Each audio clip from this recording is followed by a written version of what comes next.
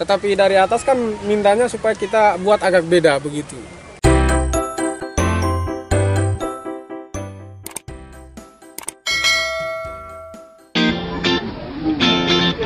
Inilah Watan Raja, ada di Kampung Mingar, Desa Pasir Putih, Kecamatan Nagawutung, Kabupaten Lembata, Nusa Tenggara Timur.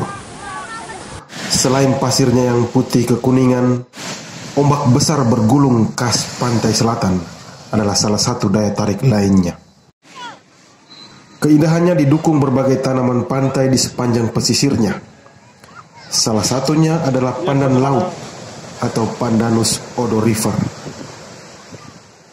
Meski berduri, pandan laut ini turut melindungi Watan Raja dari ancaman abrasi. Pandan laut, sang pelindung pantai.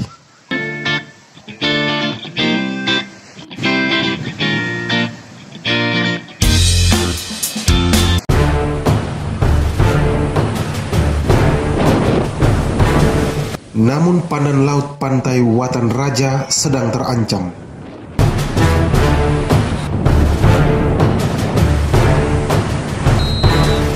Pemerintah Desa Pasir Putih membangun sebuah lapangan voli di lokasi wisata Watan Raja, dan sepertinya tumpukan pasir putih di lapangan voli tersebut ada di atas bangkai tanaman pandan. Selain penolakan keras dari salah satu anggota DPRD Lembata, protes terkait dugaan pengerusakan tanaman pencegah abrasi ini juga disampaikan aktivis Wahana Lingkungan Hidup NTT. Tidak baik, tidak baik. Saya tadi maunya ketemu kepala dinasnya. Sebentar. Wah, sakit. Mingar ini mau dihancurkan. Hanya karena kepentingan. Sakit. Cukup sudah, suruh mereka pulang, jangan buat kegiatan. Suruh pulang. Dari kecil itu, deburan ombak seperti apa, naiknya seperti apa, lalu pandannya bertahan ombak seperti apa. Terus hanya karena kegiatan segelintir orang yang saya pikir Mingar belum butuhkan, tapi korbankan pandan yang adalah penahan abrasi ke kepala desa. Pikiran Bapak seperti apa sampai korbankan pandan begitu hebat yang selama ini menahan abrasi? Ya, kita sangat mengecam, sangat mengutuk perbuatan ini. Di dalam Undang-Undang Nomor 1 Tahun 2014 tentang perubahan atas Undang-Undang Nomor 27 Tahun 2007, itu dia mensyaratkan bahwa wilayah pesisir itu seharusnya dikonservasi. Dan barang yang sudah ada itu sebenarnya tidak boleh ditebang. Karena ketika ditebang, nah bagaimana? Kalau misalkan barang itu ada, tinggal saja kita masuk dalam perubahan RT RW-nya bahwa ini adalah daerah konservasi. Tidak bisa ditebang seperti itu saja. Nah, ini kelakuan-kelakuan oleh segerombolan orang yang tidak memahami bagaimana melakukan pengembangan pariwisata dengan berbasis keberlanjutan lingkungan. Pandan laut sudah rusak, sementara lapangan voli sudah jadi. Pengunjung wisata Watan Raja sudah menikmati dan bermain voli. Kepala Desa Pasir Putih menyatakan akan ada kegiatan penanaman ulang tanaman pandan di lokasi tersebut. Ini untuk apa? Buat apa? Lapangan bola voli pantai. Voli pantai. Itu desa punya? Kerjasama dengan kabupaten. Jadi maunya pemerintah daerah ini menjadi daerah wisata sport, olahraga begitu. Kita di sini kan pertama mau jadikan tempat kegiatan festival Nale dengan budaya-budaya yang lain kan kita lakukan di sini. Tetapi dari atas kan mintanya supaya kita buat agak beda begitu. Kita ikutkan sesuai dengan pemerintah daerah punya mau juga tuh. Bukan di desa punya, di desa pun programnya ada toh? Iya, programnya ada. Yang tahun ini kan desa punya anggaran 300 juta. Itu untuk pembangunan panggung. Tambah dengan lopo-lopo itu serta beberapa alat permainan. Jadi ini kan akar-akarnya itu kan masih ada. Jadi berkemungkinan dia kan pasti akan bertunas kembali. Tetapi ini kan nanti kita cari NATO ini, pohon NATO yang satu di bawah itu.